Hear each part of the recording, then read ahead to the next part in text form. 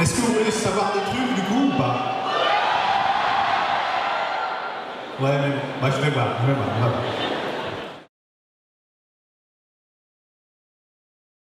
Des gens qui ont la prétention de savoir de quoi ils parlent. Je trouve que c'est un personnage formidable.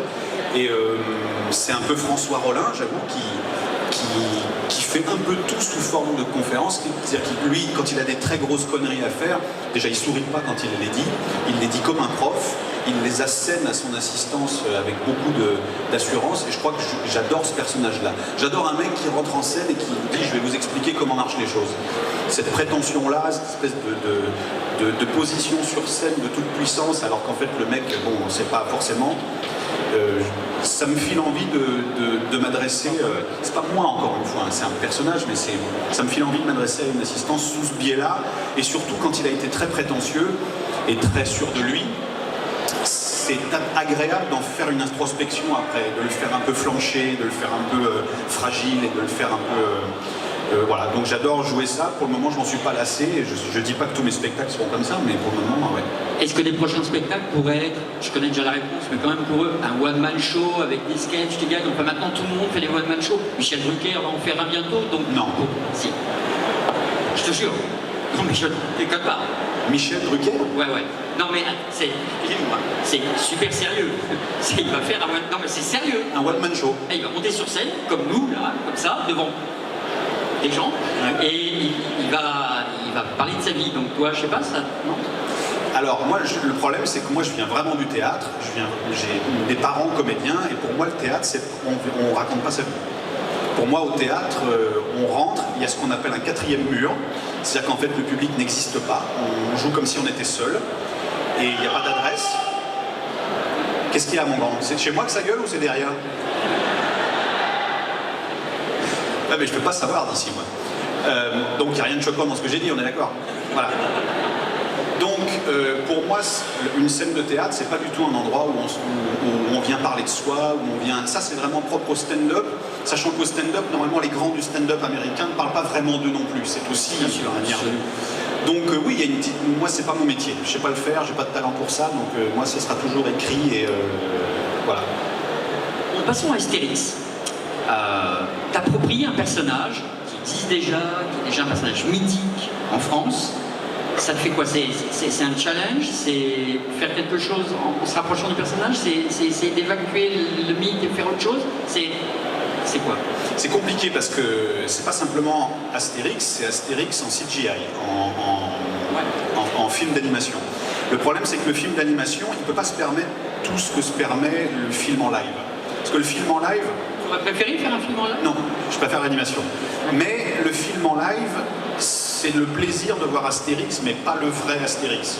C'est le plaisir de voir les acteurs qu'on aime bien, se retrouver dans une espèce de cour de récréation où ils sont en Astérix, mais il y a eu plusieurs Astérix d'ailleurs, plusieurs acteurs pour le faire.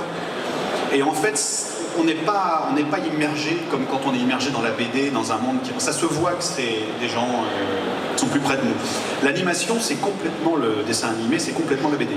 C'est complètement... on vient pas pour entendre les voix des gens.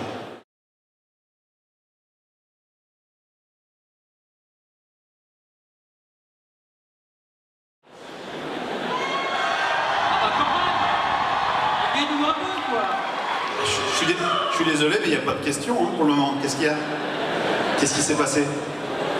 Alors justement, Kaamelott, maintenant, c'est reparti. C'est à toi, tu vas pouvoir te relancer. On va pas revenir sur la polémique, mais tu vas te relancer dans l'univers Kaamelott. C'est ça qui nous importe le plus. Oui.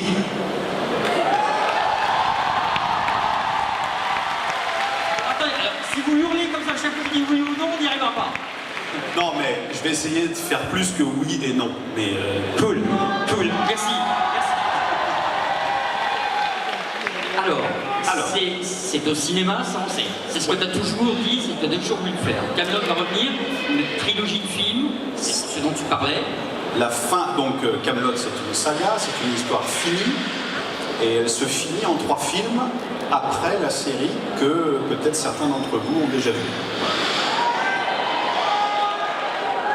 Voilà, il n'y a pas de quoi s'énerver, tout va bien. Après, tout ce que je peux dire, c'est que je me suis vraiment, ça je le dis à vous, je me suis vraiment posé la question d'un truc qui s'appelle Kaamelott Résistance, Ouais. qui est l'époque qui sépare la série du film, à savoir Arthur se cache de Lancelot et il reste sous la dictature exercée par Lancelot deux genres de clans, ceux qui collaborent et ceux qui résistent. Et ce bordel-là, puisque aucun des collaborateurs ni aucun des résistants ne sont doués pour ce qu'ils font, ce Bronx-là, en l'absence d'Arthur, s'appelle Kaamelott Résistance. Et c'est une chronique d'une situation qui n'avance pas. Et là, je me suis vraiment posé la question de savoir si je devais le faire à la télévision, peut-être, ou pas, etc. Et je pense que je suis arrivé là à une bonne conclusion. Qui vous intéresse ou pas? Je sais pas, j'en sais rien. Non mais vous pouvez vous en foutre aussi, attention, c'est bien. Pas pour l'instant. Attends, voilà. Pas dit mon dernier mot. En fait, je pense que la meilleure chose, c'est que Kaamelott a toujours poussé les murs de son format. C'est-à-dire que la saison 1, la saison 2 c'était déjà plus, la 3 plus que la 2, la 4 plus que la 3, et jusqu'à la 5 et la 6, qui avec le... Pardon de parler de ça, mais avec les budgets de télévision, on pouvait difficilement faire plus. Aller à Cinecittà pour tourner Rome, tout ça, le moindre centime de l'enveloppe donnée par la chaîne et qui est immuable est utilisé à l'écran. Et pour pousser les murs de Kaamelott à nouveau, puisque ça a l'air d'être l'histoire de son format, la véritable façon maintenant de pousser Kaamelott, alors qu'on a presque fait du cinéma à la télé, c'est de faire du vrai cinéma. Donc, je ne vais pas revenir avec Kaamelott Résistance spécifiquement à la télévision. Je ne veux pas refaire de télé en fait, pas maintenant. Mais Kaamelott Résistance, je veux l'écrire parce que sinon ça voudrait dire que cette période n'est racontée que dans le premier acte du premier film. Et qu'elle va manquer, et que tu sentirais... parce qu'elle est vraiment très con, donc c'est dommage de juste c'est une bonne raison. raconter 30 minutes. Si c'est très con, autant... donc c'est... Voilà. Non mais c'est vraiment... c'est une chronique où les gens loupent leur coup, donc forcément j'ai envie de le raconter en plus longtemps que ça. Et je pense que peut-être... Mais ça concernera beaucoup plus ceux qui sont assidus, parce que ceux qui regardent Kaamelott en dilettante de temps en temps comme ça à la téloche, ou ceux qui s'en foutent, ou ceux qui n'aiment pas, ils vont pas se taper ça. Mais ceux que ça intéresse vraiment, je pense que la meilleure façon de raconter ça maintenant, c'est à l'écriture. Je pense que ça va être une œuvre je ne sais pas exactement sous quelle forme, parce que je parle avec des éditeurs en ce moment, et j'essaye de voir un peu. Il y a un bouquin que j'aime beaucoup en ce moment, je ne sais pas si vous le connaissez, c'est un bouquin Star Wars, qui est fait par un Français qui s'appelle Star Wars Infographique, ou un truc comme ça. Vous voyez pas ce que c'est? C'est un petit bouquin.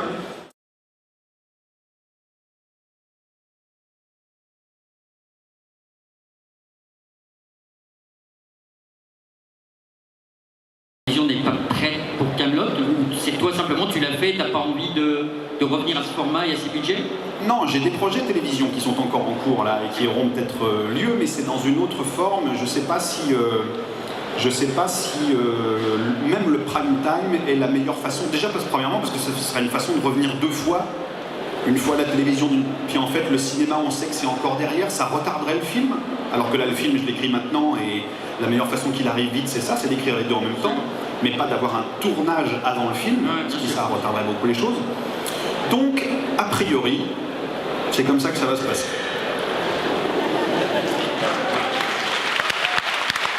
De toute façon, je sais depuis un petit moment maintenant que Kaamelott va... Je vais partager la vie de Kaamelott jusqu'à ce que je sois plus là, a priori.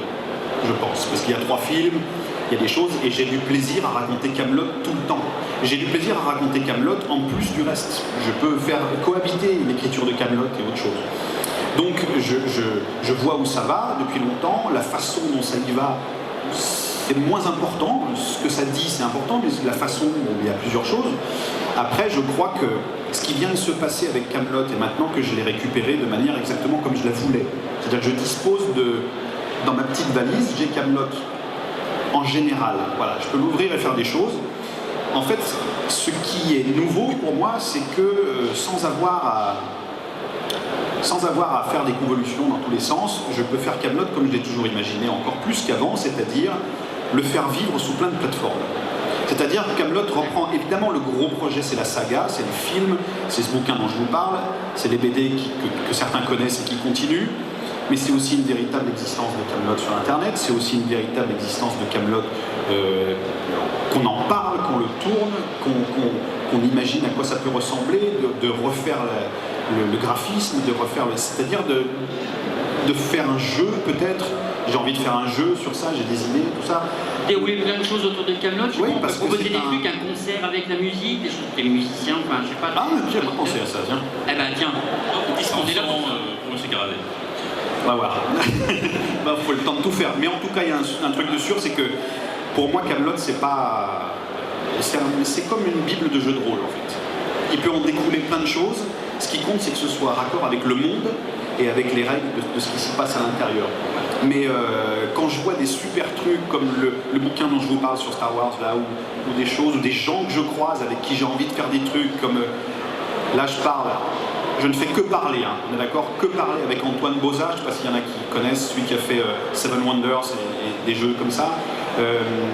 Je ne sais pas si on va aller au bout de quelque chose, mais parler avec des mecs qui sont passionnés, qui ont des idées, avec qui on peut le... Et j'ai envie de ça aussi, j'ai envie que ça existe. Voilà. Et évidemment, la base de tout, c'est les acteurs, évidemment, la base de tout, c'est les dialogues, évidemment, c'est l'histoire. Mais ça, justement, je veux le garder pour le film. Je veux le garder, je veux qu'on se retrouve sur un plateau de cinéma maintenant avec eux. Justement, sur les films, est-ce que tu as d'ores et déjà un planning de prévu? Est-ce qu'il y a déjà au moins quelque chose d'hypothétique? Les gens avec qui je travaille le savent. À partir de maintenant et jusqu'à 2017-2018, je ne mange plus. Je fais des économies. c'est amusant. Je ne dors pas, je remplace le sommeil par... J'ai 1 heure de caisson par mois, hyper barre, et ça se passe pas mal. En gros, Arthur est à la frontière, c'est pas très exact, parce que moi je prends Arthur à la fin de l'Antiquité, c'est-à-dire entre l'Antiquité et le tout début du Moyen-Âge, à la fin du 5e siècle, en gros.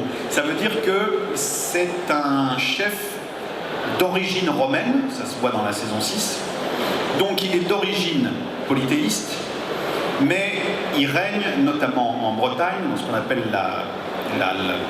le monde brito-romain. Il règne déjà, normalement à cette époque, une vraie chrétienté. Parce qu'il y a déjà des églises, des proto-églises qui sont là-bas depuis longtemps, etc. Donc lui, c'est le but du jeu de tout ça, c'est que c'est le bordel. Si vous écrivez des trucs, vous verrez que le bordel est salvateur. Quand c'est le bordel, c'est bien. Le bordel est bien. Donc le bordel, là, à ce moment-là, c'est que les deux mondes s'affrontent et cohabitent, premièrement. Deuxièmement, le Graal, personne ne sait ce que c'est. Et ça, c'est exactement là où je me place, parce que les films sur la geste arthurienne, les romans sur la geste arthurienne, le Graal, quand il y a un mec avec une table, moi la mienne elle fait 8 parce que j'avais pas une pièce assez grande pour en faire une plus grande. Normalement c'est plus que ça, avec Glastonbury c'est 24 je crois. On est d'accord qu'il y a un mec normalement dans toute l'imagerie arthurienne qui dit on va chercher le Graal, c'est le sang du Christ, c'est ce que vous voulez. Et les mecs se lèvent et ils disent ok. Moi je trouve ça très louche. Moi j'ai déjà fait des réunions dans ma vie sur des trucs vachement plus simples que le Graal, genre qui c'est qui va chercher la bouffe à midi, et déjà là c'est galère. C'est-à-dire non mais moi j'ai pas le temps, machin, moi je sais pas, j'attends un coup de fil, etc. Et du coup, je trouve que c'est complètement fou que tout le monde pige d'un coup dans toute cette imagerie qu'on nous donne depuis toujours, ce qu'est le Graal, et que tout le monde parte avec son cheval. Où tu vas? Bah je vais chercher le Graal, tout va bien, tu sais ce que c'est? Oui, enfin, là c'est très clair. Le Graal, ça a été symbolique, ça a été un objet, comme dans Indiana Jones, ça a été une filiation du Christ, comme dans truc. Combien tu dis, grand? J'entends pas. Voilà, ça, donc ça, on peut faire ce qu'on veut avec le Graal. Moi, je sais ce que c'est dans Kaamelott, je vais tellement pas vous le dire. Ah, alors celle-là, vous pouvez me... Que dalle! Un bocal en choix, tiens, voilà, parfait. Mais effectivement, je me sers du bordel, je me sers du flou de cette époque, du flou que j'y rajoute, et du flou, faut pas oublier, que tout le monde pense à propos de la geste arthurienne. Peu de gens savent beaucoup de choses sur la geste arthurienne. Le triangle amoureux, Arthur lance le guenièvre, ce fameux Graal, qui a l'air d'être la coupe dans laquelle on a reculé le sang du Christ lors de sa crucifixion. Mais enfin, à part ces 2-3 trucs-là, Chevalier au lion, un peu vaguement, Il n'y a pas grand-chose. Donc, moi, je me sers de ce bordel-là pour faire ce que vous savez et ce qui vient. Je ne sais pas du tout si ça répond à votre question.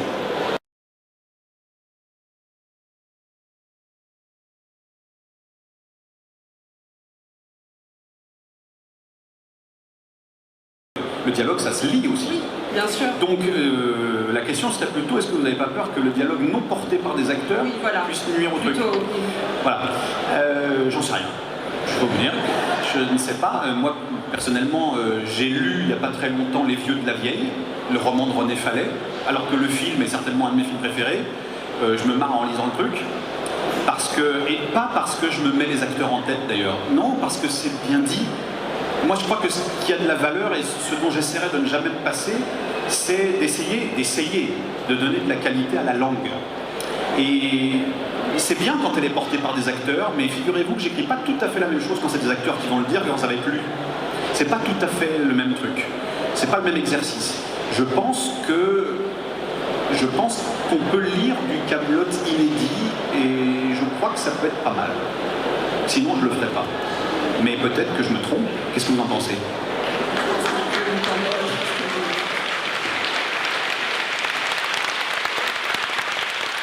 C'est déjà fini malheureusement. Je crois que voilà, C'est là. c'est à peu près ça, on te fout à la porte. Ok. Alors il faut que je me casse. Ciao.